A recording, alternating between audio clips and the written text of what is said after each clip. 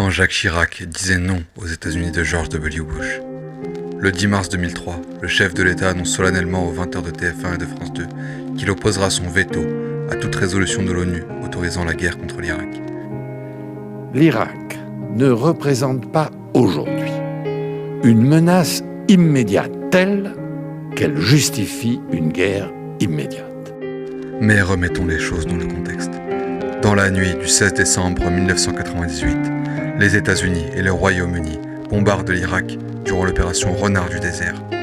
L'objectif annoncé est de détruire les armes de destruction massive.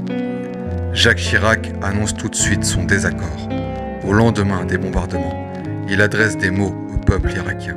Ensuite vient le 11 septembre 2001, qui marque un tournant dans l'histoire. George W. Bush est persuadé qu'il y a des liens entre le régime irakien de Saddam Hussein et l'attaque du 11 septembre. Le 5 février 2003, le secrétaire d'État américain Colin Powell déclare avoir la preuve d'existence d'armes de destruction massive en Irak. Pourtant, tout est faux.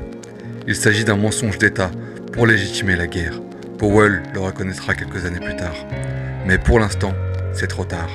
Les États-Unis sont déterminés à faire la guerre à l'Irak de Saddam Hussein. En 2003, les États-Unis font pression sur leurs alliés pour les appuyer dans la guerre et cherchent l'approbation de l'ONU. À cette époque, Dominique de Villepin, ministre des Affaires étrangères, prononce un discours à l'ONU en défaveur de la guerre en Irak. La France dit clairement non et oppose son veto à la guerre en Irak. Mais les États-Unis, avec l'appui du Royaume-Uni, sont déterminés à faire la guerre. Ils envahissent l'Irak le 20 mars 2003. C'est le début de la Seconde Guerre du Golfe.